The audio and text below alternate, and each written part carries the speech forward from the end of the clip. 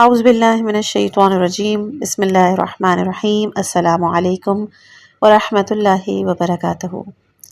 नाज़रीन, क्या आप जानना चाहते हैं कि रूहानियत की दुनिया में औलिया और उरफ़ा किस मकाम पे फ़ाइज़ होते हैं?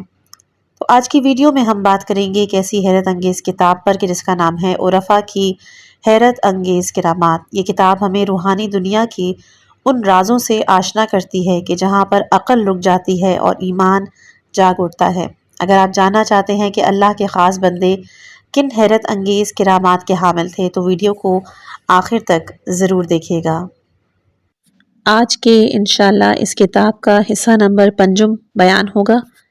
पिछली जो 4 ऑडियोज़ रिकॉर्ड हो चुकी हैं उनके लिए आप प्लेलिस्ट बनामे उरफ़ा की करामात पे जाकर मुलाहिज़ा कर सकते हैं। आज हम बात करेंगे अब्दुल करीम हायरी की करामत पर। आयतुल्लाह बहजत फरमाते हैं कि मरहूम हाज अब्दुल करीम हायरी की करामात में से एक ये है कि जब कुम की नहर सैलाब की वजह से तुग़यान करने लगी और पानी पुल अली खानी तक इस तरह आ गया कि कुछ लोग पुल के ऊपर खड़े होकर नहर के पानी से वज़ू कर लेते। उस वक्त पानी से बचाने के लिए मस्जिद इमाम के तमाम कालीन भी उठा लिए गए थे।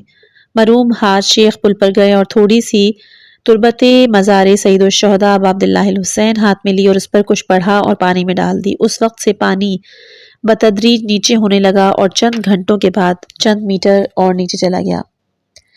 इस मकाम पे दर महज़र आयतुल्लाह बहजत नामी किताब की जिल्द अव्वल सफ़ा नंबर 48 में आयतुल्लाह बहजत फरमाते हैं कि न हमारे अंदर अहले ईमान का ईमान है और न ही अहले यकीन का यकीन।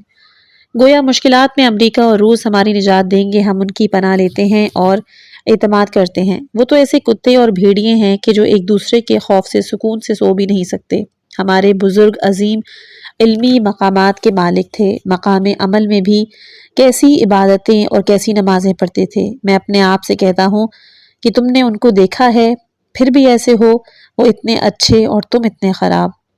अगली करामत कुरानी करामात हैं। आयतुल्लाह बहजत नक़ल करते हैं कि अगर हमारे पास चश्मे बसीरत होती तो खुदाए मुताल का कलाम कि जिसमें इरशाद है सूरह राद आयत नंबर 31 कि और अगर कोई कुरान होता कि जिससे पहाड़ हरकत में आ जाते या जिसके ज़रिए से ज़मीन तय हो जाया करती थी या जिसके वास्ते से मुर्दे बोलने लग जाते तो वो यही कुरान होता कि कदर करते। लेकिन हम इस तरह बैठे हुए हैं, हवाए नफ्स हम पर इस तरह से गालिब आ गई है कि इस किस्म की कुरानी करामात और मोजज़ात हमें दूरो तसलसल की तरह से मुहाल लगते हैं।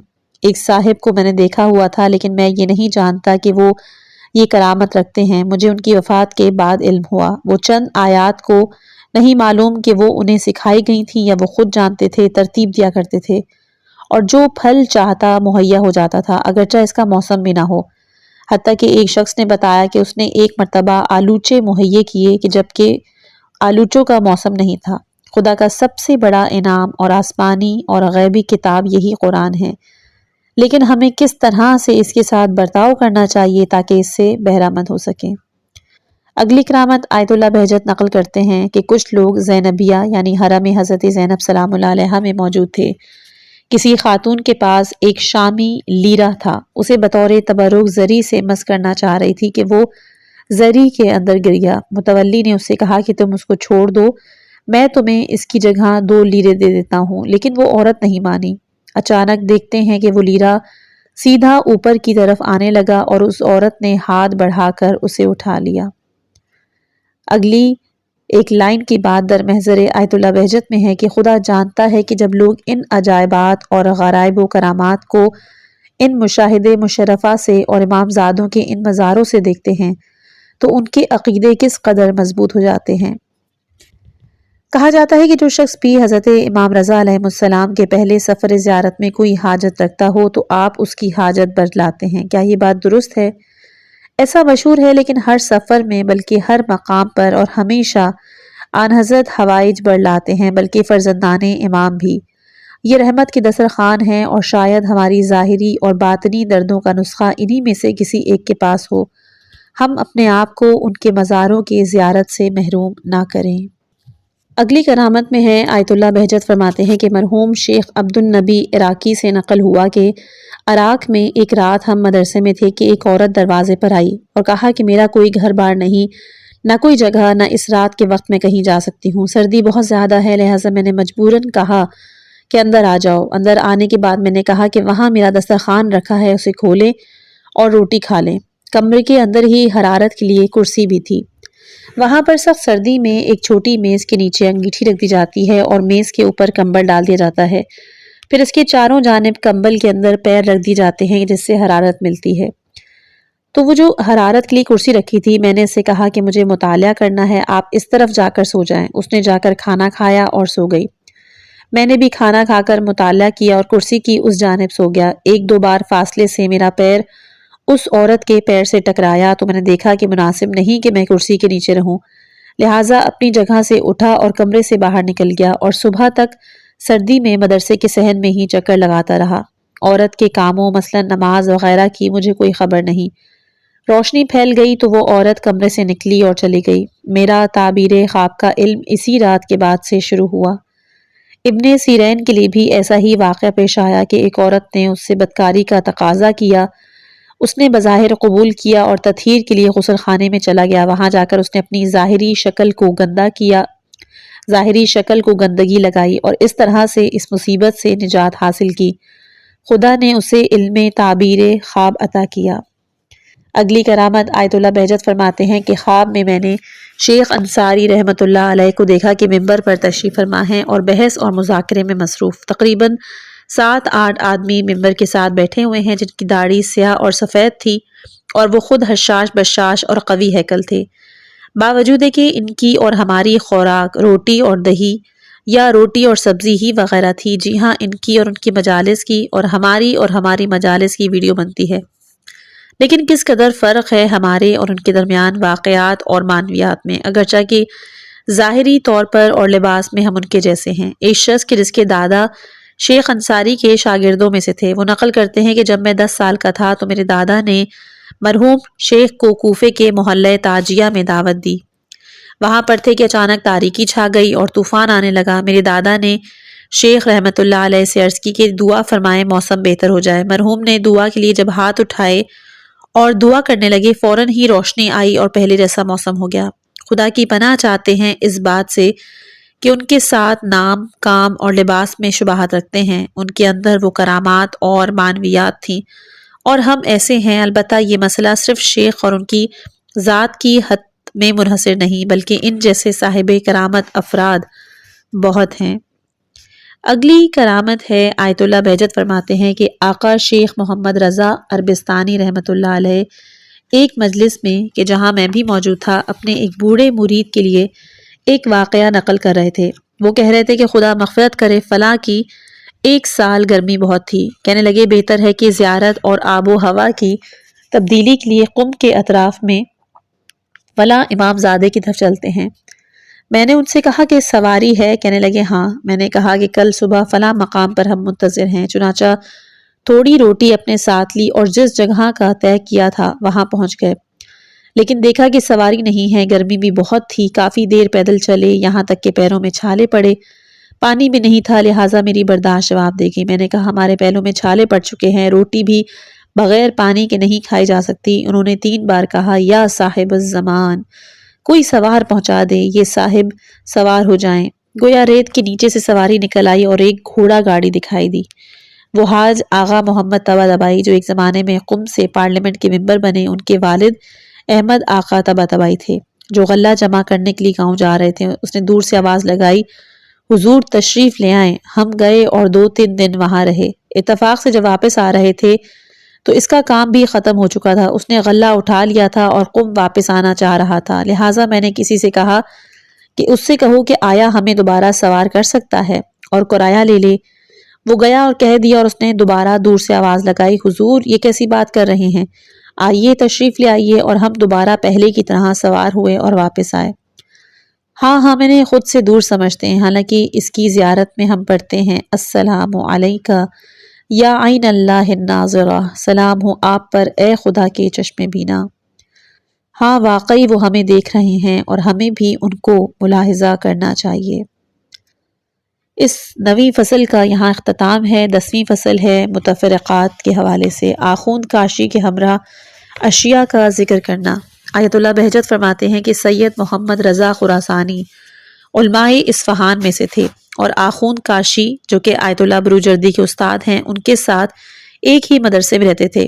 انہوں نے نقل کیا کہ میں نے دیکھا کہ مدرسے میں لرزہ آیا، میں نے لرزش کا مرکز تلاش کیا تو دیکھا کہ یہ لرزہ آخوند کاشی کے کمرے سے متعلق ہے۔ میں اس کے پاس پہنچتا ہوں، کیا دیکھتا ہوں، پتہ چلا کہ وہ اس ذکر میں مشغول ہیں اور وہ ذکر ہے سبوح قدوس رب الملائکۃ والروح۔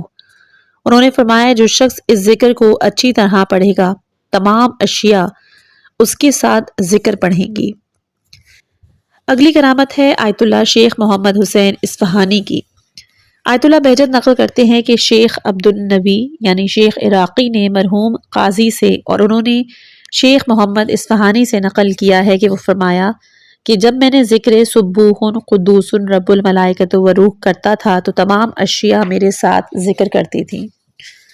اگلی شیخ فضل اللہ کی شہادت کے بعد ان کی کرامات ہیں۔ آیت اللہ بہجت یہیں پہ فرماتے ہیں کہ آقائے ہاں شیخ حسین اشعری جو کہ سچے عالم ہیں اپنے والد مرزا علی اصغر اشعری سے نقل کرتے ہیں کہ میرے ماموں نے کہ جو سید اور مرحوم شیخ فضل اللہ نوری کے شاگرد تھے جس رات ان کا جنازہ قم لایا گیا تھا تاکہ اگلے دن صحن مطہر حضرت معصومہ سلام اللہ علیہا کے ایک حجرے میں دفن کیا جائے، اس حجرے سے کہ جہاں جنازہ رکھا گیا تھا مرحوم کے جنازے سے قرآن کی آواز سنی۔ ایک اور صاحب نے کہا کہ صحن مطہر حضرت معصومہ سلام اللہ علیہا کے ایوان مقبرہ کے کنارے پر بیٹھا تھا، مقبرے کی طرف میں بڑھا، دیکھا کہ کوئی بھی آواز نہیں، پلٹ گیا مگر دوبارہ وہی ہوا۔ خلاصہ یہ کہ مجھے یقین ہو گیا کہ قرآن کی آواز خود صاحب قبر کی ہے۔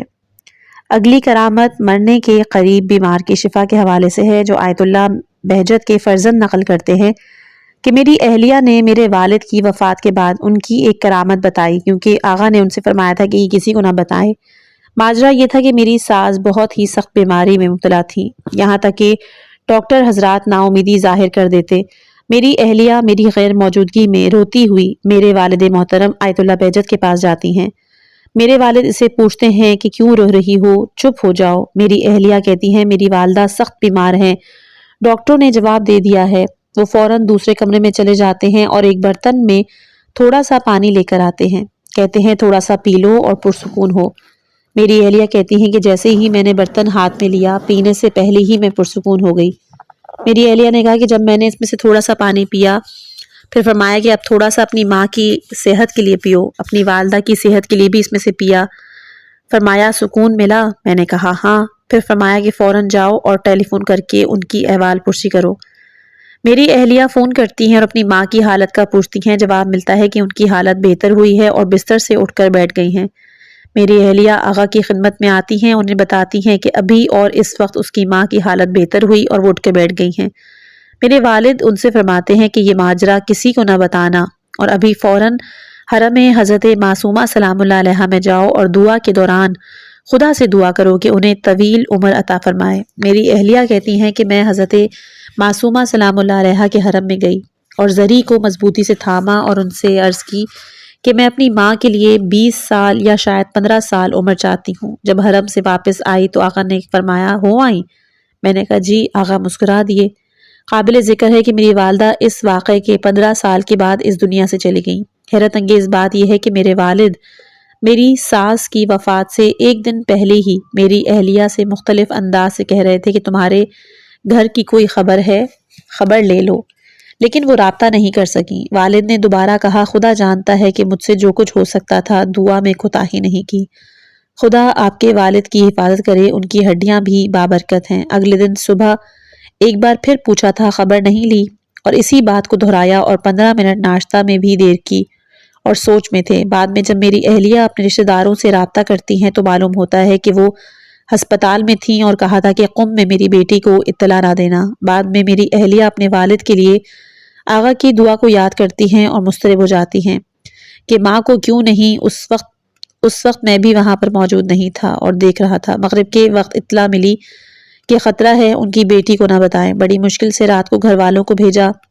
خدا حافظی کے وقت آغا اس طرح سے برتاؤ کرتے ہیں کہ ماں کے لیے دعا کا تقاضا نہ کرو، لیکن خود ان کے لیے جن کے اندر برداشت نہیں تھی دعا کر رہے تھے۔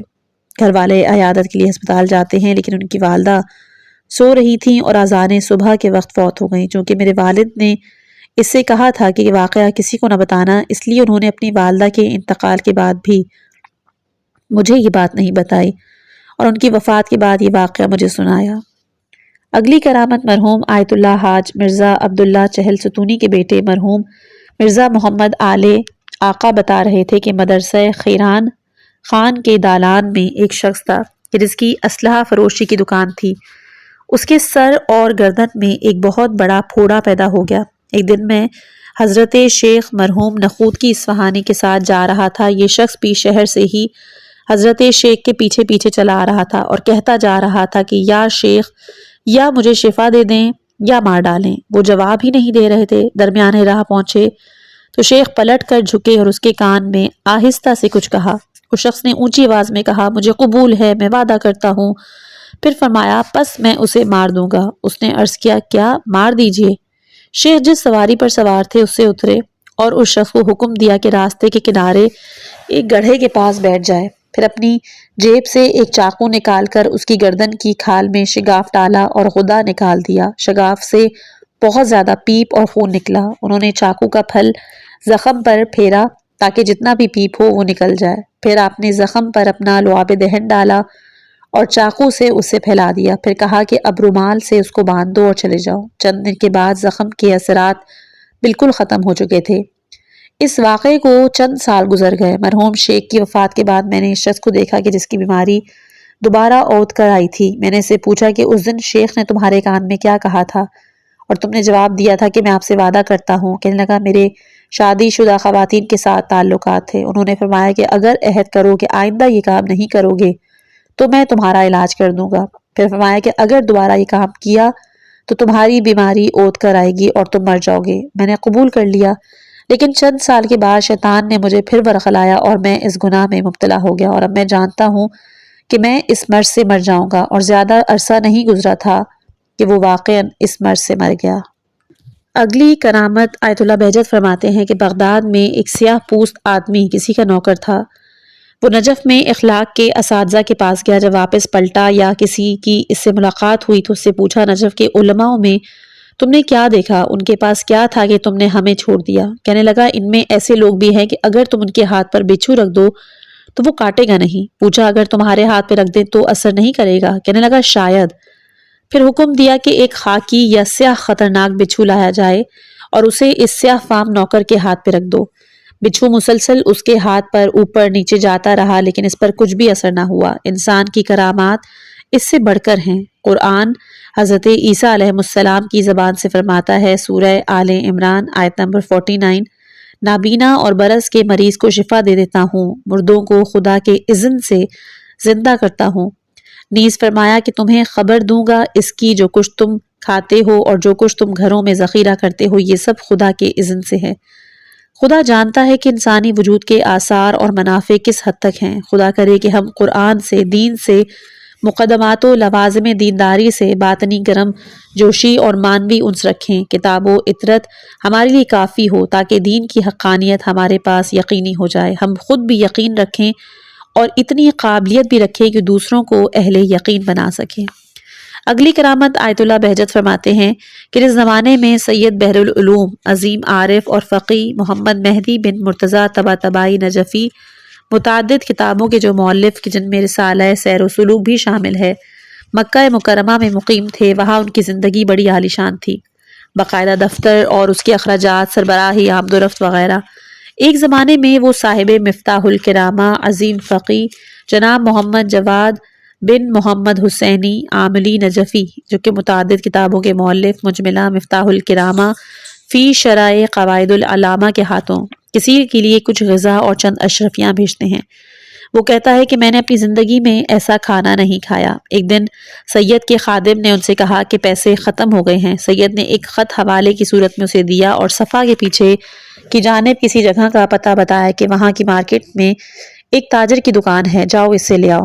خادم گیا، اس سے مل کر حوالہ دیا۔ اس تاجر نے بہت احترام کے ساتھ بڑی رقم خادم کے حوالے کی۔ خادم پہلے کی طرح خرچ کرنے لگا۔ کچھ عرصے کے بعد وہ خادم اسی مقام پر گیا تاکہ اس تاجر اور اس کی مکان کو ڈھونڈے۔ بہت ڈھونڈا لیکن صفا کے پیچھے اس محلے، مارکیٹ اور دکانوں کا کچھ پتہ ہی نہ چلا، لیکن وہ پیسے ہنوز موجود تھے کہ جو اس نے تاجر سے لیے تھے اور وہ اسے خرچ کر رہا تھا۔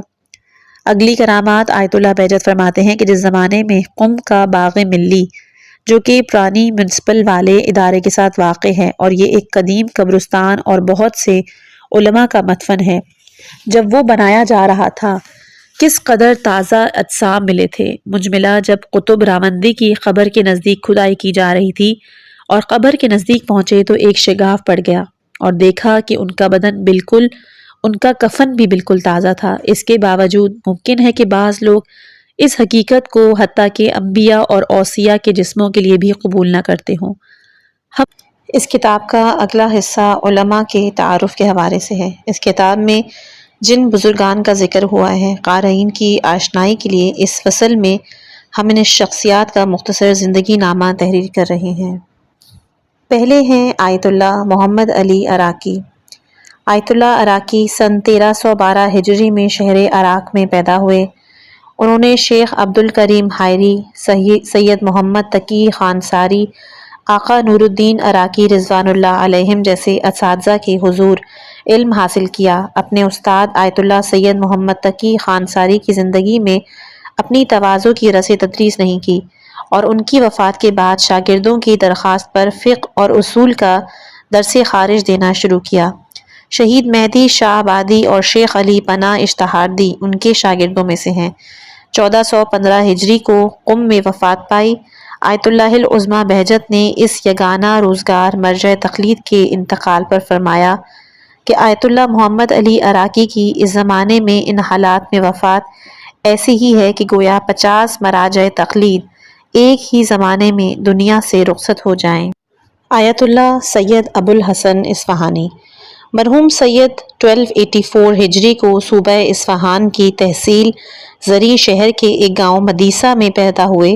علوم حوزوی کے مقدمات اسی گاؤں کے اندر بعض علماء کے پاس پڑھے اور ابتدائے بلوغ میں حوزہ علمیہ اصفہان منتقل ہو گئے اور مدرسہ صدر میں کمرہ لے کر دروس و بحث میں مشغول ہو گئے۔ سید ابو الحسن نے مقدمات اور سطیحات یعنی دینی اور حوزوی علوم کا متوسط درجہ کو اصفہان میں ہی تکمیل تک پہنچایا اور دروس خارج یعنی دینی علوم کا جو اعلیٰ درجہ ہے اس میں شرکت کرنے لگے۔ اصفہان میں جن علماء سے سید نے کسب فیض کیا اور خود ان کا ذکر کرتے ہیں، ان میں شیخ محمد کاشی، آخوند ملا محمد کاشی بھی شامل ہیں۔ لکھا گیا ہے کہ مرحوم سید نے جن دوسرے علماء سے اصفہان میں علمی استفادہ کیا وہ مرحوم آیت اللہ مرزا ابو المعالی کلباسی، سید ہاشم چہار سوقی، سید محمد باقر درچئی، سید مہدی نحوی اور جہانگیر خان قشقائی رضوان اللہ علیہم۔ شیخ محمد تقی عاملی۔ آقا شیخ محمد تقی عاملی فرزند ہیں ملا محمد عاملی، جو کہ 11 ذیقعد 1304 ہجری کو تہران میں متولد ہوئے۔ آپ اپنے زمانے کے سب سے بڑے عالم، جامع معقول و منقول اور مجتہد در فروع و اصول تھے، چنانچہ مراقبت اور سلوک اور تدریس و تصنیف سے بھی خوب بہرہ مند تھے۔ انہوں نے فارسی لکھنا پڑھنا سیکھنے کے بعد اپنے والد کے پاس علوم دینی کے مقدمات پڑھنے کا آغاز کیا اور پھر فقہ اور اصول کو اپنے والد اور دوسرے علماء جیسے شیخ عبد النبی نوری اور مرزا حسن کرمان شاہی سے حاصل کیا۔ پھر 1340 ہجری میں نجف اشرف چلے گئے اور 14 سال تک مرزا حسن نائینی، آقا ضیاء عراقی اور آقا سید ابو الحسن اصفہانی جیسے استادوں سے فیض حاصل کیا۔ آپ سید علی آقا قاضی کے بھی برجستہ شاگرد تھے۔ آپ تہران واپس آ کر تصنیف و تدریس میں مشغول ہو گئے۔ ان کے شاگردوں میں آیت اللہ حسن زادہ عاملی، آیت اللہ سید رضی شیرازی، آیت اللہ یحییٰ عابدی، آیت اللہ مصطفیٰ مسجد جامعی اور محی الدین انواری کے جانب اشارہ کیا جا سکتا ہے۔ آیت اللہ عاملی نے صفر 1379 ہجری قمری اور ایرانی سال کے مطابق یکم شہریور 1338 ہجری شمسی کو تہران میں وفات پائی۔ شیخ مرتضیٰ انصاری۔ شیخ مرتضیٰ انصاری دسفول میں متولد ہوئے اور اسی شہر میں بعض علمی مدارج طے کرنے کے بعد عراق چلے گئے اور کربلا اور نجف میں شریف العلماء مازندرانی، شیخ موسیٰ کاشف الخطا، شیخ علی کاشف الخطا اور سید محمد مجاہد رضوان اللہ علیہم کے دروس سے استفادہ کیا۔ نجف واپس آنے کے بعد وہ مدرسین میں سر فہرست قرار پائے اور بہت جلد دنیا تشیع میں مرجیت عمومی کے حامل بن گئے۔ آپ نے مرزا محمد حسن شیرازی، مرزا محمد حسن آشتیانی، ملا حسین قلی حمدانی، آخوند خراسانی، مرزا حبوب اللہ رشتی، سید جمال الدین اسد آبادی، ملا ابراہیم قمی، مرزا ابو الحسن سبزواری اور سید ابو القاسم خانساری رضوان اللہ علیہم جیسے شاگردوں کی تربیت کی۔ آپ کی وفات 67 سال کی عمر میں نجف اشرف میں ہوئی اور صحن مطہر امام علی علیہ السلام میں دفن ہوئے ہیں۔ محمد جواد انصاری، آیت اللہ محمد جواد انصاری ہمدانی سن 1320 ہجری کو ہمدان میں متولد ہوئے۔ ان کی ولادت سے پہلے ان کی والدہ نے رسول اللہ صلی اللہ علیہ وآلہ وسلم کو خواب میں دیکھا تھا، جنہوں نے انہیں اس بیٹے کی ولادت کی خوشخبری دی اور تاکید کی کہ اس کا خوب خیال رکھا جائے کہ وہ ہمارا مورد نظر ہے۔ اپنی بے پناہ استعداد کی وجہ سے 24 سال کی عمر میں درجہ اجتہاد پر فائز ہوئے۔ مرزا علی آقا قاضی ان کے بارے میں فرماتے تھے کہ انہوں نے توحید کو براہ راست خدا سے لیا ہے۔ ان کے شاگردوں میں حسن علی نجابت، شہید دستغیب، سید عبداللہ فاطمی رضوان اللہ علیہم وغیرہ کے نام لیے جا سکتے ہیں۔ آپ 1379 ہجری میں قم میں دنیا سے رخصت ہوئے۔ سید محمد حسن الہی طباطبائی، آپ تبریز میں پیدا ہوئے۔ ایران میں علوم دینی و حوزوی پڑھنے کے بعد تکمیل تحصیل علم کے لیے ہجرت کر کے نجف اشرف چلے گئے۔ آیت اللہ سید ابو الحسن اصفہانی اور مرحوم نائینی جیسے عظیم اساتذہ سے استفادہ کیا، درجہ اجتہاد پر فائز ہوئے۔ آپ نے عرفان میں فخر العارفین آیت اللہ قاضی سے استفادہ کیا، استاد کے لطف خاص سے بہرہ مند ہوئے، یہاں تک کہ مرحوم قاضی آپ سے مخاطب ہو کر لکھتے تھے، یعنی میں تمہارے قربان، اے میرے عزیز۔ آپ علمی اور عرفانی مقامات میں اعلیٰ درجات تک پہنچے۔ آپ کی تاکیدات میں یہ بھی ہے کہ اپنے نیک اعمال سے جن کو تم نیک سمجھتے ہو توبہ کرو، گناہوں کا تو ذکر ہی کیا۔ فقیہ و عارف سید رضا بہاؤدینی، آپ شہر مقدس قم میں متولد ہوئے۔ ابتدا ہی سے آپ کے اندر معنویت کے آثار اور استعداد ظاہر تھی۔ آپ مسلسل محنت کر کے درجہ عظیم اجتہاد پر فائز ہوئے۔ آپ کے استادوں میں شیخ ابو القاسم کبیر قمی، شیخ عبد الکریم حائری، محمد علی شاہ آبادی رضوان اللہ علیہم وغیرہ شامل ہیں۔ آپ نے ابتدا ہی سے اپنی پاک فطرت اور حب خدا کی وجہ سے ایک لمحہ بھی مقامات قرب الہی تک پہنچنے میں غفلت نہیں کی۔ آپ تاکید کرتے تھے، اگر چاہتے ہو کہ تمہیں برکات نصیب ہوں تو نماز اول وقت ترک نہ ہو۔ انشاءاللہ آہستہ آہستہ اطاعت خدا کے ذریعے امن کے پہلو آپ کے لیے روشن ہو جائیں، یعنی محسوس کرے کہ کوئی خدا ہے، نہ یہ کہ فقط سنے۔ صرف سننے سے وہ فائدہ نہیں ہے، اور یہ کہ انسان بات کو سمجھ جائے، یہ سننے سے ہٹ کر ہے۔ آیت اللہ سید مہدی بحر العلوم، سید بحر العلوم شوال المکرم سن 1155 ہجری کو کربلا میں متولد ہوئے۔ آپ کے والد بزرگوار جناب سید مرتضیٰ طباطبائی نے اپنے بیٹے سید مہدی کی ولادت کی رات خواب میں دیکھا کہ امام علی ابن موسیٰ رضا علیہ السلام نے محمد بن اسماعیل کے ساتھ ایک شمع بھیجی اور انہوں نے وہ شمع گھر کے فرش پر روشن کر دی۔ اس شمع کی روشنی بڑھنے لگی اور اس کی کوئی انتہا دکھائی نہیں دیتی تھی۔ سید بحر العلوم نے ابتدائی علمی مدارج کربلا میں طے کیے۔ 13 سال کی عمر میں والد بزرگوار اور وحید بہبہانی کے علم اصول کے درس خارج میں اور فقیہ شیخ یوسف بحرانی کے درس خارج میں شرکت کی۔ سید عبداللہ بہبہانی، آیت اللہ سید عبداللہ بہبہانی 1219 سے لے کر 1289 ہجری شمسی ایرانی سال کے مطابق شیعوں کے ایک مجتہد اور ایران میں مشروطیت کی تحریک کے ایک رہنما تھے۔ آپ نجف میں متولد ہوئے اور تحصیل علم کا آغاز اپنے والد کے زیر نظر کیا۔ مقدماتی درجات گزارنے کے بعد شیخ مرتضیٰ انصاری، مرزا محمد حسن شیرازی اور حاج سید حسن کوہ قمری رضوان اللہ علیہم کے دروس میں شرکت کی اور درجہ اجتہاد پہ فائز ہوئے۔ آپ نے 1287 ہجری میں تہران ہجرت کر لی اور اپنے والد کی وفات کے بعد لوگوں کے دینی اور اجتماعی امور کو اپنے ذمہ لیا۔ سید عبداللہ بہبہانی پر 8 رجب 1328 ہجری کو قاتلانہ حملہ ہوا اور وہ مارے گئے۔ آپ کے جنازے کو نجف لے جایا گیا اور وہاں پر دفن کیا گیا۔ آیت اللہ حاج شیخ عبد الکریم حائری یزدی، آپ 1267 ہجری کو یزد کے مہرجرد نامی گاؤں میں متولد ہوئے۔ ابتدا میں چند سال حوزہ علمیہ کربلا میں آیت اللہ فاضل اردکانی کے حضور میں رہے اور اس کے بعد اپنے استاد کی رہنمائی پر حوزہ علمیہ سامرہ میں مرزائی بزرگ شیرازی کی خدمت میں چلے گئے۔ جن برسوں میں آپ حوزہ علمیہ سامرا میں تھے، آیت اللہ سید محمد فشارکی، آیت اللہ محمد تقی شیرازی اور آیت اللہ شیخ فضل اللہ نوری رضوان اللہ علیہم جیسے عظیم فقہا کے خرمن علوم سے خوشہ نشینی کرتے رہے۔ ان سے یہ حوزہ بتدریج رشد کرتا رہا اور دنیائے تشیع کے عظیم ترین حوزوں کی صف میں شامل ہو گیا۔ آیت اللہ حائری یزدی آخر کار 17 ذی القعدہ 1355 ہجری اور ایرانی سال کے مطابق 10 بہمن 1315 ہجری شمسی کو جوار رحمت الہی میں چلے گئے اور کریمہ اہل بیت بی بی معصومہ سلام اللہ علیہا کے حرم میں مدفون ہوئے۔ مرحوم سید ہاشم حداد 1318 ہجری کو کربلا میں متولد ہوئے۔ آپ سید علی آقا قاضی کے قدیم ترین عرفانی شاگرد تھے۔ سید محمد حسین حسینی تہرانی اور محمد صالح کمیلی آپ کے سلوکی شاگردوں میں سے تھے۔ سید ہاشم حداد کی وفات 1404 ہجری کو کربلا میں ہوئی۔ آیت اللہ سید محمد حجت تبریز شہر کے ایک علمی اور ادبی خاندان میں متولد ہوئے۔ آپ نے اپنی تعلیم پہلے تبریز میں پھر نجف اشرف میں حاصل کی۔ نجف میں آپ نے سید محمد کاظم یزدی، سید ابو تراب خانصاری، شریعت اصفہانی، مرزا حسین نائینی، سید محمد فیروز آبادی، شیخ ضیاء الدین عراقی رضوان اللہ علیہم اور دیگر اکابرین سے استفادہ کیا۔ سید یونس اردبیلی، شیخ مہدی اور شیخ مرتضیٰ حائری یزدی، سید محمد حسین طباطبائی جو کہ صاحب المیزان ہیں اور آقا سید محمد محقق داماد رضوان اللہ علیہ آپ کے شاگردوں میں سے ہیں۔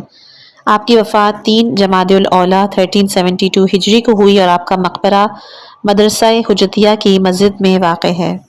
سید محمد تقی خانصاری آیت اللہ سید محمد تقی خانصاری خانصار میں متولد ہوئے۔ آپ نے اپنی دینی تعلیم کا آغاز خانصار سے کیا، نجف اشرف میں اسے آگے بڑھایا اور علم فقہ و اصول کے بلند مراتب پر فائز ہوئے۔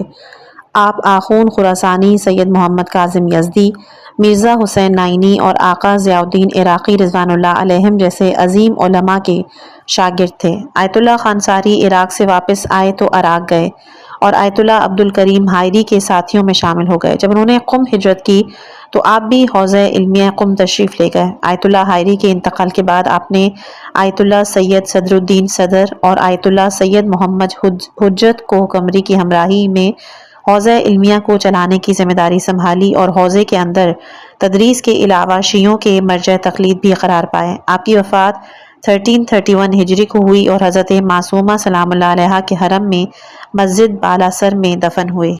آیت اللہ سید رضی الدین شیرازی فقیہ اور حکیم مطالعہ آیت اللہ سید رضی الدین شیرازی نے 1307 ہجری شمسی ایرانی سال کے مطابق نجف اشرف کے محلے الامارہ میں خاندان علم و تقوی میں آنکھ کھولی۔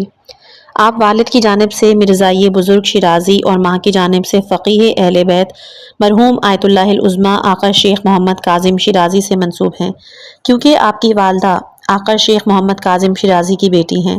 آپ کی زیادہ تر تعلیم نجف اشرف ہی میں رہی۔ آپ نے آیت اللہ العظمیٰ آقا شیخ محمد کاظم شیرازی جیسے عظیم استاد سے علم فقہ و اصول کو حاصل کیا۔ آپ علوم عقلی کے حصول کے لیے تہران اور قزوین میں حکمت و عرفان کے استادوں کے پاس مشغول رہے۔ حکمت و عرفان میں آپ کے استادوں میں آیت اللہ سید ابو الحسن رفیعی قزوینی، مرزا احمد آشتیانی، مرزا ابو الحسن شیرانی، محمد علی حکیم شیرازی، آیت اللہ الہی قمشئی اور شیخ محمد حسین فاضل تونی رضوان اللہ علیہم کا نام لیا جا سکتا ہے۔ ادھر میں 2 تصاویر لگا رہی ہوں آیت اللہ سید رضی الدین شیرازی کی، ایک جو کتاب میں پڑھ رہی ہوں اس میں سے ہے اور ایک میں نے نیٹ سے لی ہے۔ آیت اللہ شیخ علی زاہد آیت اللہ ملا ابراہیم قمی کے فرزند ہیں۔ آیت اللہ حاج شیخ علی قمی المعروف بزاہد، ان کو زیادہ تر زاہد کہا جاتا تھا، تہران میں یہ متولد ہوئے ہیں۔ اسی شہر میں تحصیل علم کا آغاز کیا، نجف اشرف چلے گئے۔ نجف میں مرزا حبیب اللہ رشتی، آخوند خراسانی، ملا حسین قلی حمدانی، سید مرتضیٰ کشمیری، حاج مرزا حسین نوری رضوان اللہ علیہم کے شاگرد ہیں اور ان عظیم اساتذہ کے دروس فقہ اور اصول و عرفان میں شرکت کی۔ آپ علوم اسلامی میں بلند درجے پر فائز ہوئے، برجستہ مجتہدوں اور فقہا میں شامل ہوئے۔ آپ نے بزرگ علماء کے درمیان بڑا مقام پایا، لیکن جس چیز نے آپ کو ان کے درمیان ممتاز شخصیت بنایا وہ آپ کی اخلاقی شخصیت تھی کہ جو آخوند ملا حسین قلی حمدانی کے حضور میں تشکیل پائی۔ شیخ علی زاہد 22 جمادی الثانی 1371 ہجری کو اس دنیا سے رخصت ہوئے اور نجف میں صاحب جواہر کے مقبرے کے سامنے والے مقبرے میں دفن ہیں۔ آیت اللہ سید موسیٰ زرابادی مرحوم سید 1294 ہجری کو قزوین میں متولد ہوئے۔ سید موسیٰ زرابادی نے مقدمات اور سطوح عالیہ کی تعلیم قزوین اور تہران میں حاصل کی۔ قزوین میں علم فقہ اور اصول میں ان کے استادوں میں سے ایک فقیہ محقق حضرت آیت اللہ حاج ملا علی اکبر ایزدی ہیں کہ جن کے دروس کو تحریری شکل میں سید نے ہی تحریر کیا۔ آخرکار حتمی تقدیر کا وقت آ گیا اور سید نے داعیِ پروردگار کو لبیک کہا۔ 2 ربیع الثانی 1353 کو اس محدود تاریک اور فانی دنیا سے رخصت ہو کر لامحدود روشن اور پائیدار جہان کی طرف چلے گئے۔ ملا فتح علی سلطان آبادی آیت اللہ ملا فتح علی سلطان آبادی سلطان آباد جو کہ موجودہ عراق ہے اس میں متولد ہوئے۔ یہ عراق نہیں ہے، عراق ہے، الف رام الف رے الف کاف۔ آپ اپنے وطن میں کچھ عرصہ سید محمد سلطان آبادی کے شاگرد رہے اور پھر ہجرت کر کے نجف اشرف چلے گئے اور صاحب جواہر شیخ انصاری، ملا علی رازی، مرزا محمد حسن شیرازی کے درس میں شرکت کی۔ اخلاق میں ملا فتح علی سید محمد سلطان آبادی سے متاثر تھے۔ نجف اشرف میں مرزا خلیل تہرانی اور مرزا حسین تہرانی کے انفاس مقدسیہ سے بے بہرا نہیں رہے۔ آپ کی ملا حسین قلی حمدانی کے ساتھ بھی رفت و آمد تھی، اگرچہ کہ آپ کا سیر و سلوک کا طریقہ ان سے مختلف تھا۔ ملا فتح علی جو کہ اپنے زمانے کے زاہدوں اور اوتادوں میں شمار ہوتے تھے، 4 ربیع الاول 1318 ہجری کو فوت اور نجف اشرف میں مدفون ہوئے۔ آیت اللہ مرزا محمد علی شاہ آبادی عارف کامل آیت اللہ مرزا محمد علی شاہ آبادی 1292 ہجری میں اصفہان میں فقیہ ربانی آیت اللہ مرزا محمد جواد اصفہانی رحمۃ اللہ علیہ کے گھر حسین آبادی میں پیدا ہوئے۔ ابتدا ہی سے اپنے والد بزرگوار کے حضور تحصیل علوم الہی اور دروس حوزے میں مشغول ہوئے اور اس زمانے کے اصفہان کے تمام اساتذہ اور علماء سے کسب فیض کیا۔ 1304 ہجری کو 12 سال کی عمر میں جب آپ کے والد کو ناصر الدین شاہ نے شہر بدر کر کے تہران بھیج دیا، اپنے والد اور بھائی کے ہمراہ ہجرت کر کے تہران چلے گئے۔ تہران میں 16 سال تک علمی مدارج طے کرتے رہے اور دوسرے اساتذہ کے دروس میں شرکت کرتے رہے۔ مرحوم شاہ آبادی کے بعض اساتذہ یہ ہیں: مرحوم آیت اللہ آخوند ملا حسین کاظم خراسانی سے صاحب کفایہ، مرحوم آیت اللہ شیخ فتح اللہ شریعت اصفہانی سے شیخ الشریعہ، مرحوم آیت اللہ مرزا محمد تقی شیرازی سے مرزائی دوم، اور مرحوم شاہ آبادی جب 77 سالہ بابرکت زندگی کے بعد بروز جمعرات 3 صفر 1369 کو اس دنیا سے رخصت ہوئے۔ آپ کا جنازہ حضرت عبدالعظیم کے مزار کے زاویے میں دفن ہے۔ حاج آقا موسیٰ شبیری زنجانی آیت اللہ موسیٰ شبیری زنجانی ایرانی سال کے مطابق 1307 ہجری شمسی بمطابق 1347 ہجری کو قم میں متولد ہوئے۔ مقدمات اور ادبیات کی تعلیم کے بعد سطحیات کی تعلیم کے لیے اپنے دور کے عظیم اساتذہ سے استفادہ کیا۔ اس کے بعد اپنے والد آیت اللہ سید احمد زنجانی کے علم فقہ اور اصول کے درس خارج، نیز سید محمد محقق داماد اور آیت اللہ بروجردی کے دروس میں بھی شرکت کی۔ علم رجال میں آپ کا مطالعہ حوزہ علمیہ کے فضلاء کے درمیان زبان زد عام ہے۔ آپ کے درس خارج کے طریقے میں روایت کے متن اور دلالت پر غور و فکر کے علاوہ علم رجال کے مباحث پر تکیہ بھی شامل ہے۔ موجودہ دور میں آپ کا شمار مراجع تقلید میں ہوتا ہے۔ آیت اللہ سید علی شوشتری آپ 1223 ہجری میں شوشتر میں پیدا ہوئے۔ مرحوم سید علی ابتدائی تعلیم کے بعد تحصیل علم کے لیے نجف اشرف چلے گئے اور پوری کوشش اور جد و جہد اور اس زمانے کے علماء سے استفادے کے بعد درجہ اجتہاد پہ فائز ہوئے۔ آپ اجتہاد کے درجے پر فائز ہونے کے بعد تبلیغ اور ترویج احکام دین کے لیے اپنے شہر شوشتر لوٹ گئے اور معارف دین کی تبلیغ اور احکام اسلامی کے بیان میں مصروف ہو گئے۔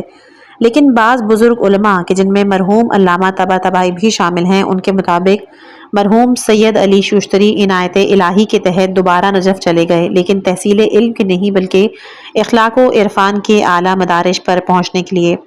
مرحوم کے شاگردوں میں سے ایک عالم ربانی مرحوم شیخ مرتضیٰ انصاری ہیں۔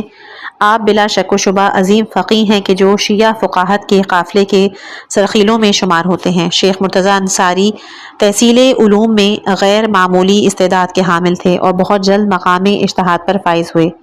آیت اللہ علی ششتری 1283 ہجری کو اس دنیا سے رخصت ہوئے اور ان کا جسد مبارک حرم امیر المومنین علی علیہ السلام کے صحن میں شیخ انصاری کے مقبرے کے سامنے دروازہ قبلہ سے متصل مقبرے میں دفن کیا گیا ہے۔ آیت اللہ سید محمد حسن شیرازی کہ جن کو مرزائی شیرازی بھی کہتے ہیں، آیت اللہ سید محمد حسن حسینی شیرازی المعروف بمرزائی بزرگ یا مرزائی شیرازی اول شیراز میں متولد ہوئے۔ آپ نے تحصیل علم کا آغاز اپنے مقام ولادت سے کیا اور نوجوانی میں ہی دورہ سطح کے ماہر استاد تھے۔ مرزا محمد حسن 1328 ہجری میں اصفہان چلے گئے۔ حوزہ علمیہ اصفہان میں بزرگ علماء جیسے شیخ محمد تقی اصفہانی، سید حسن بیدابادی اور حاج محمد ابراہیم کلباسی رضوان اللہ علیہم کے دروس میں شریک ہوئے۔ بعد ازاں آپ کربلا چلے گئے اور شیخ حسن کاشف الغطا، صاحب جواہر، سید ابراہیم قزوینی اور شیخ مشکور ہولائی رضوان اللہ علیہم سے کسب فیض کیا۔ نجف اشرف ہجرت کر کے شیخ انصاری کے درس میں شریک ہوئے۔ مرزا شیرازی نے سامرہ میں وفات پائی۔ حاج شیخ ابراہیم صاحب الزمانی شیخ ابراہیم صاحب الزمانی تبریزی ایک مشہور واعظ، متقی اور نیکوکار تھے۔ آپ کئی برس سامرہ میں مقام منصوب امام زمانہ علیہ السلام میں رہے تھے۔ امام عصر سے خاص تعلق خاطر رکھتے تھے اور ہمیشہ ان کے ذکر میں رہتے تھے، اسی لیے صاحب الزمانی کے نام سے معروف تھے۔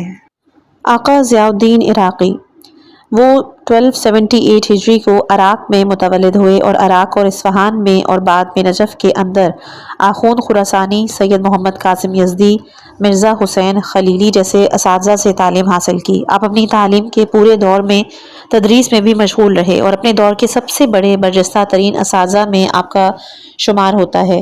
آخوند خراسانی کے بعد ایک علیحدہ حوزہ تدریس تشکیل دیا اور آپ کے علم و فضل کے سرچشمے سے متعدد فضلاء اور محقق سیراب ہوئے۔ ان کے شاگردوں میں سید ابوالقاسم خوئی، علامہ طباطبائی اور آیت اللہ بہجت رضوان اللہ علیہم کی جانب اشارہ کیا جا سکتا ہے۔ آپ نے 1361 ہجری میں نجف اشرف میں وفات پائی۔ شیخ عبدالنبی عراقی آیت اللہ شیخ عبدالنبی عراقی عراق کے وفس نامی گاؤں میں متولد ہوئے اور اسی شہر میں اپنی ابتدائی تعلیم کا آغاز کیا اور ہمدان کے حوزے میں 2 سال تعلیم کے بعد عراق واپس لوٹ گئے۔ آقا نور الدین عراقی، مرزا محمد علی خان اور مرزا ابوالحسن رضوان اللہ علیہم کے درس خارج میں شریک ہوئے۔ شیخ عبدالنبی عراقی نے ماہ رجب 1385 ہجری میں وفات پائی اور کریمہ اہل بیت بی بی معصومہ سلام اللہ علیہا کے جوار میں مدفون ہوئے۔ شیخ محمد حسین غروی اصفہانی آیت اللہ شیخ محمد حسین غروی اصفہانی المعروف بے کمبانی کازمین میں متولد ہوئے۔ ان کے اجداد نخجوانی تھے کہ جو اصفہان میں مقیم ہو گئے تھے اور پھر کازمین چلے گئے۔ آیت اللہ غروی نے درس کا آغاز حوزہ علمیہ نجف سے کیا اور شیخ حسن تویسرکانی، سید محمد طباطبائی فشارکی، حاج آقا رضا ہمدانی، آخوند خراسانی، حکیم محمد باقر استحباناتی، شیخ احمد شیرازی رضوان اللہ علیہ جیسے اساتذہ سے کسب فیض کیا اور وہیں پر علم فقہ و اصول کی تدریس میں مشغول ہوئے اور متعدد شاگردوں کی تربیت کی۔ آپ کی وفات 5 ذی الحجہ 1361 ہجری قمری کو ہوئی اور امام علی علیہ السلام کے حرم مقدس میں مدفون ہوئے۔ اگلی شخصیت ہے آیت اللہ سید علی قاضی طباطبائی۔ آپ تبریز میں متولد ہیں۔ تبریز ہی میں مقدماتی تعلیم کی تکمیل کے بعد نجف اشرف چلے گئے اور بڑی جدوجہد کے بعد 27 سال کی عمر میں درجہ اجتہاد پہ فائز ہوئے۔ آپ نے علمی و عرفانی اعلیٰ مقامات کے حصول کے لیے آخوند خراسانی، سید محمد کاظم یزدی، فاضل شربیانی، شیخ محمد بہاری اور سید احمد کربلائی رضوان اللہ علیہم جیسے بزرگوں کے ارشادات اور الطاف رحمانی سے بہرہ مند ہوئے۔ متعدد شاگردوں کو اپنی عنایت مخصوص اور نفس مسیحائی سے فیض پہنچایا کہ جن میں علامہ سید محمد حسین طباطبائی، شیخ محمد تقی آملی، شیخ عباس خوجانی، آیت اللہ بہجت، آیت اللہ خوئی رضوان اللہ علیہم وغیرہ موجود ہیں۔ اگلی ہے آیت اللہ حاج شیخ مجتبی قزوینی خراسانی۔ آیت اللہ حاج شیخ مجتبی قزوینی 1318 ہجری میں قزوین میں متولد ہوئے۔ مقدماتی تعلیم قزوین میں مکمل کی، پھر راہی نجف ہوئے اور اس مقدس سرزمین پر تقریباً 7 سال مقیم رہے۔ سید محمد کاظم یزدی اور مرزا محمد تقی شیرازی جیسے اساتذہ اور عظیم علماء سے کسب فیض کیا۔ اپنے 1347 ہجری میں حوزہ علمیہ مشہد میں تدریس کا آغاز کیا اور 40 سال اس اہم کام میں مشغول رہے۔ آپ کی زندگی بہت سادہ تھی اور اپنی ضروریات سے چشم پوشی کیا کرتے تھے، اور جو کچھ تنگ دست طلاب علوم دینی تک پہنچا سکتے تھے پہنچاتے، اور ان کے ساتھ بہت زیادہ تواضع اور انکساری سے پیش آتے۔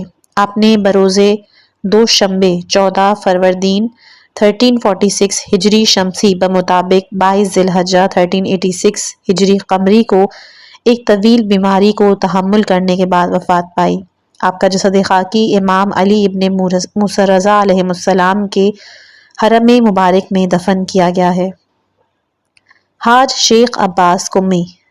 مرحوم حاج شیخ عباس قمی المعروف بمحدث قمی 1294 ہجری قمری کو شہر مقدس قم میں متولد ہوئے۔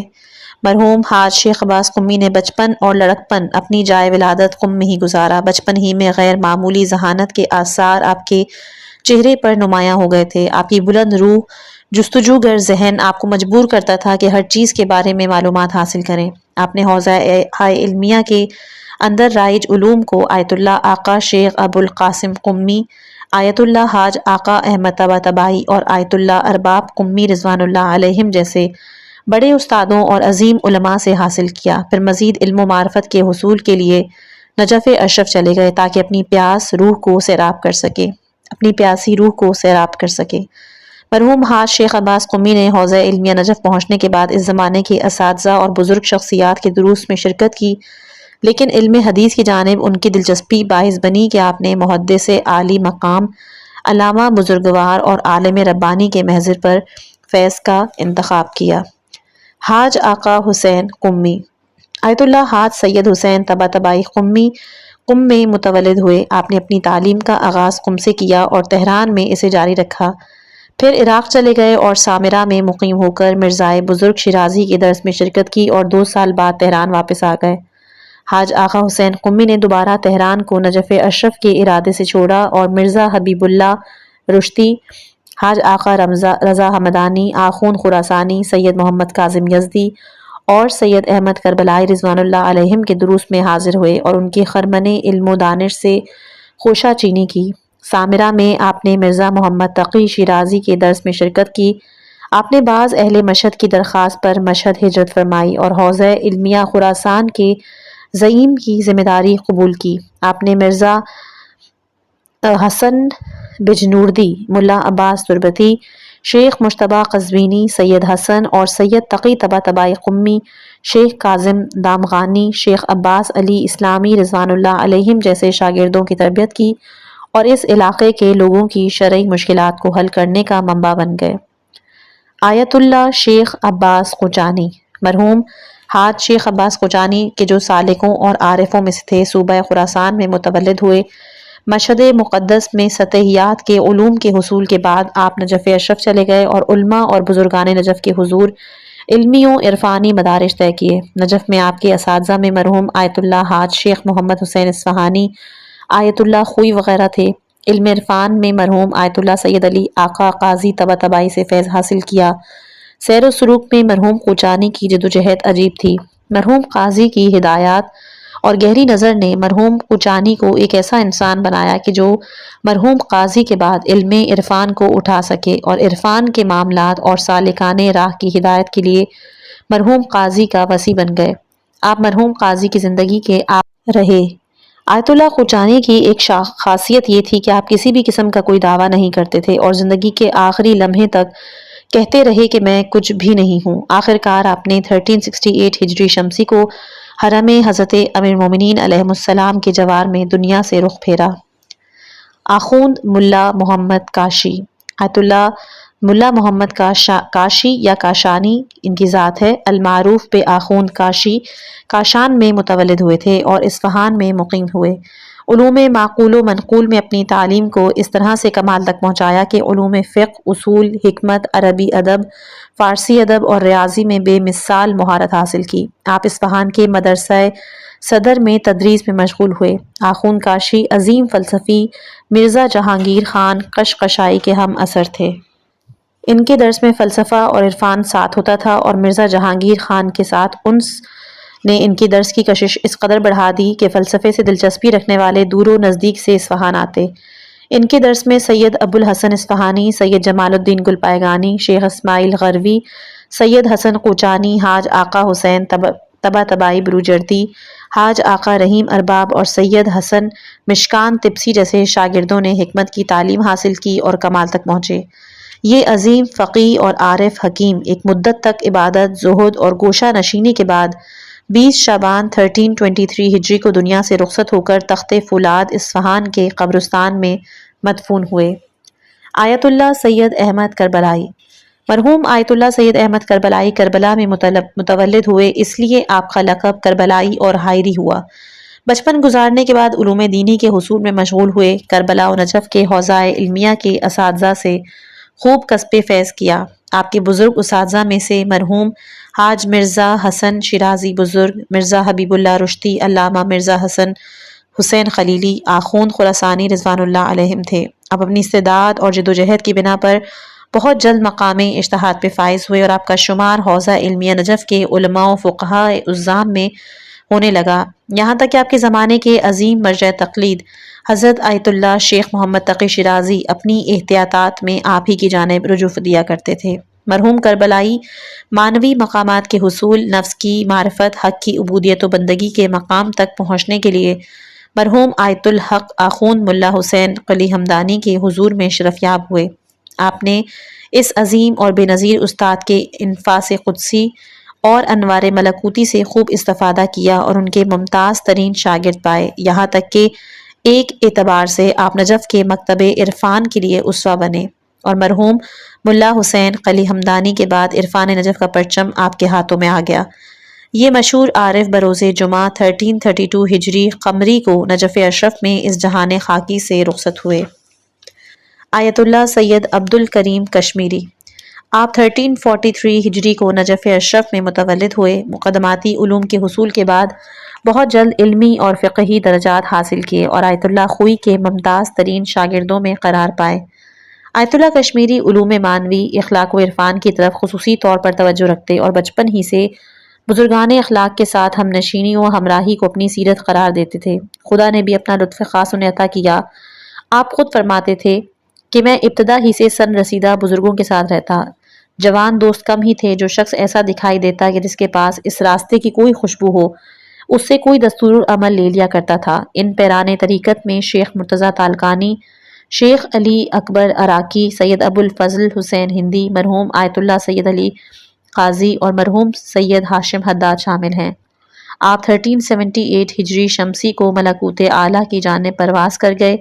آپ کے بدن مطہر کو حرم حضرت معصومہ سلام اللہ علیہا میں علامہ طباطبائی کی قبر کے ساتھ دفن کیا گیا۔ سید مرتضیٰ رضوی کشمیری۔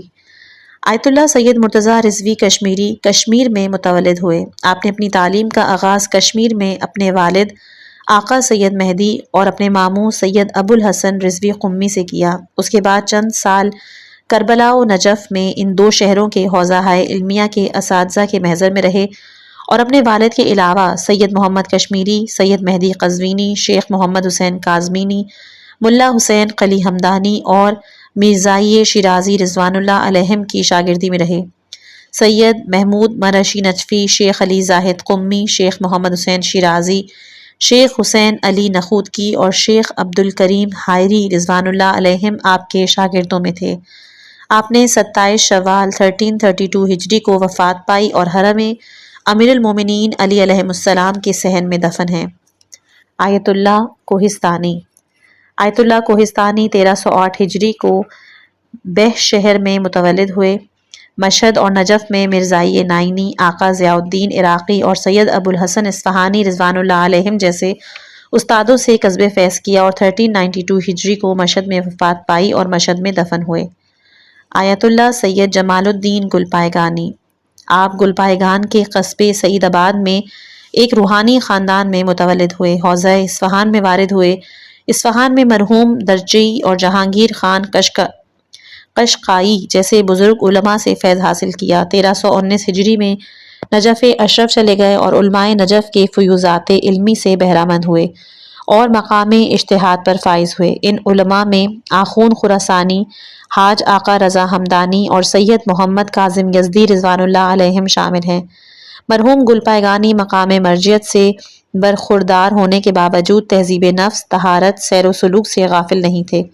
آپ نے نجف میں آیت اللہ حاج شیخ علی محمد نجف آبادی، سید احمد کربلائی جیسے بزرگوں سے کسب فیض کیا اور مقامات قرب و کمال پر فائز ہوئے۔ عارف فرزانہ مرزا جواد ملکی تبریزی، آپ نے نجف اشرف میں آخوند خراسانی، حاج رضا ہمدانی، محدث نوری جیسے بزرگ علماء دین سے مختلف علوم مثلاً فقہ، اصول، درایا، حدیث میں کسب فیض حاصل کیا۔ آپ نے علم فقہ میں کتابیں بھی تالیف کیں۔ مرحوم ملکی تبریزی پر الطاف الہی میں سے ایک اہم لطف عارف کامل شمس السالکین آیت حق ملا حسین قلی ہمدانی رحمۃ اللہ علیہ کی تربیتی مکتب میں حاضر ہونے کی توفیق تھی، جو کہ علم و اخلاق و عرفان میں اپنے زمانے کے بے مثال فرد تھے۔ آقا ملکی تبریزی ان کی جانب سے بہت زیادہ مورد نظر و لطف قرار پائے اور سیر و سلوک کی راہ و رسم اور آداب و عرفان کو سیکھا۔ 1320 میں نجف سے تبریز واپس آئے، تعلیم و ہدایت میں مصروف ہو گئے۔ 1329 کو ہجرت کر کے پھر قم تشریف لے آئے اور مدرسہ فیضیہ میں عمومی طور پر درس فقہ اور درس اخلاق اور اپنے گھر میں خصوصی طور پر درس عرفان دینے لگے۔ مرزا محمد حسین نائینی، آیت اللہ مرزا محمد حسین نائینی نائین میں متولد ہوئے۔ آپ نے تعلیم کا آغاز اپنے آبائی گاؤں سے کیا، پھر اصفہان چلے گئے اور مرزا جہانگیر خان جیسے استاد سے فیض کیا۔ آپ کے شاگردوں میں سید جمال الدین گلپائگانی، سید محمود شاہر ودی، سید محمد حجت، سید ہادی میلانی، سید ابو القاسم خوئی رضوان اللہ علیہم کی جانب اشارہ کیا جا سکتا ہے۔ مرزا محمد حسین نائینی نے 26 جمادی الاول 1355 ہجری قمری کو داعی حق و لبیک کہا اور امیر المومنین علیہ السلام کے حرم میں مدفون ہوئے۔ شیخ حسن علی نجابت، شیخ حسن علی نجابت 1336 ہجری کو شیراز میں متولد ہوئے۔ آپ اس قدر اعلیٰ استعداد کے مالک تھے کہ جوانی میں ہی درجہ اجتہاد پہ فائز ہو گئے تھے۔ نجف میں مرحوم قاضی کے شاگردوں میں شامل تھے، لیکن حوزہ نجف میں موجود نامناسب فضا کے باعث ان کا شہریہ روک دیا گیا، کیونکہ وہ آقائے قاضی کی نشستوں میں شرکت کرتے تھے۔ اسی وجہ سے آپ سخت تنگ دست تھے اور اپنے اخراجات کے لیے ہمیشہ نمازیں اجارہ پڑھتے رہتے تھے۔ مرحوم قاضی کی وفات کے بعد آیت اللہ انصاری ہمدانی کے حضور پہنچے، ان کے ممتاز ترین شاگردوں میں شامل ہوئے۔ آپ نے 1410 ہجری کو شیراز میں وفات پائی۔ حاج شیخ حسن علی مقدادی اصفہانی، کہ جن کو نخوتکی بھی کہا جاتا ہے، آپ نے حوزوی دروس یعنی فقہ و اصول و منطق و فلسفہ حوزہ علمیہ اصفہان کے بزرگوں جیسے ملا محمد کاشی، مرزا جہانگیر خان کے پاس پڑھے۔ تفسیر اور دیگر علوم میں اپنے زمانے کے عظیم علماؤں سے فیض حاصل کیا۔ نجف اشرف، مسجد کوفہ، مسجد سہلہ اور خصوصاً حرم امام علی رضا علیہ السلام اس مرد الہی کی عبادتوں اور ریاضتوں کے گواہ ہیں۔ آپ محبان اہل بیت علیہ السلام کی خدمت میں بہت کوشاں رہتے، اصلاح امور کے لیے لمحہ بھر کوتاہی نہیں کرتے، خصوصاً مشکلات، پریشانیوں اور بیماریوں میں دستور العمل بتایا کرتے تھے، اور مانوی دنیا پر جو غلبہ ان کو حاصل تھا تو بیماری کی جڑ اور سبب کے لیے بھی نسخہ دیا کرتے تھے، جو کہ بہت زیادہ اہمیت رکھتا ہے اور ان کی غیر معمولی مہارت کا بھی ثبوت ہے۔ شیخ فضل اللہ نوری، آیت اللہ شیخ فضل اللہ نوری مازندران کے قصبے کجور کے گاؤں لاشک میں پیدا ہوئے۔ آپ نے شہر نور سے اپنی تعلیم کا آپ نجف میں مرزا حبیب اللہ رشتی، شیخ راضی نجفی اور مرزا محمد حسن شیرازی کے شاگرد رہے، اور مرزائی شیرازی نے سامرہ ہجرت کی تو آپ بھی وہیں منتقل ہو گئے۔ اپنے استاد سے کسب علم کو جاری رکھا اور علوم حوزوی میں بلند مقام پر فائز ہو گئے۔ آپ 1303 ہجری میں اپنے استاد کے حکم پہ تہران آ گئے، علوم اسلامی کی تدریس میں مشغول ہو گئے اور متعدد شاگردوں کی تربیت کی۔ تہران کے درجہ اول کے فقیہ اور نجف کے مراجعین کے مورد اعتماد تھے۔ آخری جو شخصیت ہیں وہ ہیں عارف کامل ملا حسین قلی ہمدانی۔ آخوند ملا حسین قلی ہمدانی 1239 ہجری میں ہمدان کے شوند نامی گاؤں میں پیدا ہوئے۔ آپ کے والد مرحوم رمضان علی کو بہت شوق تھا کہ ان کا بیٹا علوم دینی حاصل کرے، اسی لیے انہوں نے اپنے بیٹے کو تہران بھیجا۔ ملا حسین قلی تہران میں مدرسہ مروی میں مشغول تعلیم ہوئے۔ اس زمانے میں اخلاق، فلسفہ و حکمت کے عظیم استاد حاج ملا ہادی سبزواری کے علوم و معرفت کی شہرت پورے ایران میں پھیلی ہوئی تھی۔ آخوند نے ایک عرصے تک مجاہدت و ریاضت کے بعد کربلا کے راستے میں 28 شعبان 1311 ہجری کو داعی حق کو لبیک کہا۔ آپ کا جسد خاکی آپ کے مولا و آقا کے جوار میں حرم حسینی میں دفن کیا گیا ہے۔ اس کتاب کا یہاں پر اختتام ہوتا ہے، لیکن یہ جتنے بھی عرفاء کا یہاں ذکر ہوا کہ جن کی تصاویر میں نے لگائی ہیں، جو نہیں مل سکیں ان کو کتاب سے لیا گیا ہے۔ واللہ العالم، خدا بہتر جان سکتا ہے کہ کیا یہ درست تصاویر ہیں یا نہیں۔ اور کچھ میں نے گوگل سے سرچ کی، جو میچ ہوئی وہ تو میں نے وہاں سے لگا دی تھی، لیکن باقی کچھ کتاب سے لی گئی ہیں کہ جس میں نام بھی مینشن ہو رہا ہے، آپ سمجھ جائیں گے دیکھ کر۔ یہ تھی وہ چند جھلکیاں عرفاء کی حیرت انگیز کرامات سے کہ جو نہ صرف ایمان کو جلا دیتی ہیں بلکہ ہمیں اللہ کے قرب کی طرف بھی بلاتی ہیں۔ اگر آپ کو یہ ویڈیو پسند آئی ہو تو لائک ضرور کیجیے گا۔ ایسے ہی روحانی اور ایمان افروز موضوعات کے لیے چینل کو سبسکرائب کرنا مت بھولیں، اور کمنٹس میں بتائیں کہ کون سی کرامت نے آپ کو سب سے زیادہ متاثر کیا ہے۔ اپنی دعاؤں میں یاد رکھیے گا۔ والسلام علیکم ورحمۃ اللہ وبرکاتہ۔